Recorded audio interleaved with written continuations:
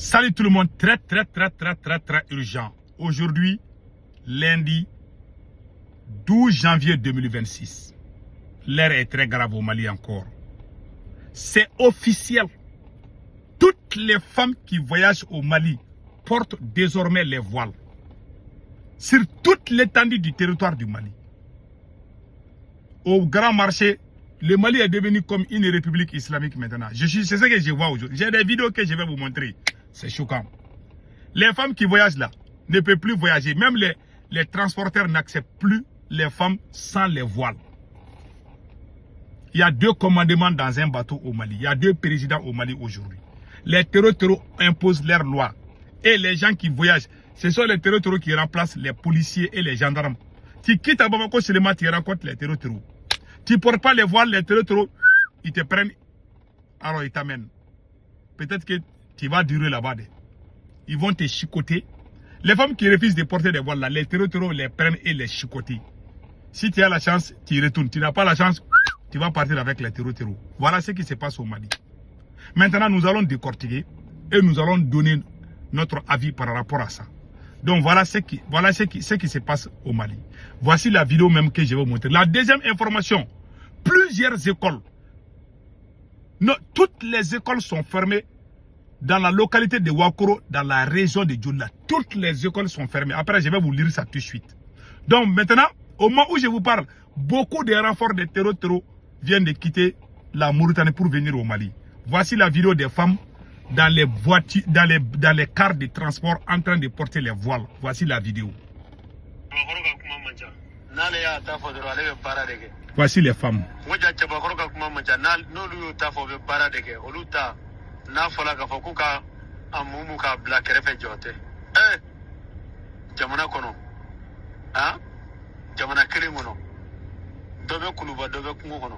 Donc vous avez vu maintenant? Voilà. C'est les femmes qui portent les voiles.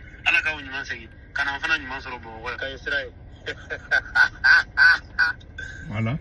Ils ont filmé les femmes en train de porter les voiles. Voilà. Voilà.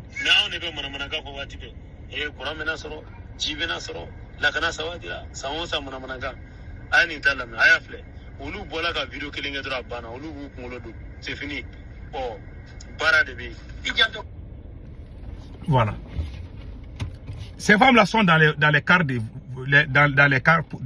voyage. Voilà, les cars de transport, quoi, je m'excuse. Sont dans les cars de transport comme ça, en train de voyager. C'est ce qui se passe au Mali. Ça ne se passe pas au Burkina, ça ne se passe pas au Niger, mais au Mali, ça se passe. On a dit il y a un problème de leadership au Mali. On vous a dit, vous ne croyez pas. Voilà ce qui se passe. Est-ce qu'au Burkina, on a besoin de porter ça pour voyager? Non. Dans toute l'Afrique, c'est au Mali que les terreaux ont la force plus que n'importe quel pays. Le Mali aujourd'hui est à moitié dirigé par les terreaux. C'est le seul pays en Afrique de l'Ouest. C'est le seul pays où le président n'a pas le contrôle, même de 50%. Même Assimi Goïta ne dirige pas 50% du territoire malien aujourd'hui. Tout est sous contrôle. Plusieurs villages sont en train de signer des accords avec les terreaux. La frontière entre le Mali et la Mauritanie, dans la zone des 3 frontières, la frontière entre le Mali et la Mauritanie, la frontière entre le Mali et le Sénégal, tout est contrôlé à 80% par les terreaux. Et beaucoup de renforts ont quitté la Mauritanie, beaucoup de renforts des terreaux ont quitté la Mauritanie pour venir au Mali. Et pire encore, tous les grands bandits qui se trouvent dans les 4 coins du monde sont en train de venir au Mali pour renforcer ceux qui sont déjà au Mali. Ils ont des gens, il y a les villageois, il y a dans la région, dans la localité de Karta, vers Lambidou, on a appris que chaque village paye 500 000 francs. Dans chaque village, ils sont en train de demander aux gens de payer 500 000 francs CFA. Chaque village va payer 500 000 francs CFA. C'est ce qui se passe. Ça, c'est différent des autres taxes. Les terreaux, quand ils ont besoin, quand ils ont faim, ce sont les gens, ce sont les Maliens qui les nourrissent. Ils vont bien manger au Mali, ils vont aller attaquer peut-être le Burkina ou le Niger. Ils vont venir dormir au Mali avec les Maliens. Et avec l'accord même qu'Assimi Goïta même les a dit de signer. Voilà ce qui se passe. 3 usines ont été brûlées hier. Plusieurs sites de mines d'or sont aujourd'hui sous la possession des terreaux. Ils ont des sources de revenus aujourd'hui. Ils sont en train de s'implanter pendant ces temps, tous ceux qui portent les armes, tous ces bandits armés-là, qu'ils soient de n'importe quel mouvement, ils ont plusieurs noms, ils sont tous ensemble aujourd'hui contre le Mali. Qu'est-ce que le président doit faire? Le président doit unir le peuple derrière lui. Non, mais non. Non, le président qui nous dirige aujourd'hui là, c'est un président farfelu. Il n'a jamais aimé l'union. Un président qui déclare la guerre à son propre peuple. Ce n'est pas un président qui va libérer. Voilà ce qui se passe dans la localité de Dioïla. C'est écrit ici. Hein. Alerte sécurité. Région de Dioïla, commune de Wakoro. La situation sécuritaire se dégrade dangereusement dans la région de Dioïla, notamment dans la commune de Wakoro, où des hommes armés ont commencé à fermer toutes les écoles et à imposer illégalement des taxes à la population. Sémant peur et désespoir. Depuis une semaine, presque aucune école ne fonctionne dans la zone. Nous appelons les autorités compétentes à agir en urgence pour protéger les populations, rétablir la sécurité et garantir le droit à l'éducation des enfants. Source locale, ministère de la Sécurité et de la Protection civile, primature du Mali, présidence de la République du Mali, forces armées maliennes. Voilà, il y a les cris de guerre. Ça, c'est les cris de guerre de la population de cette localité.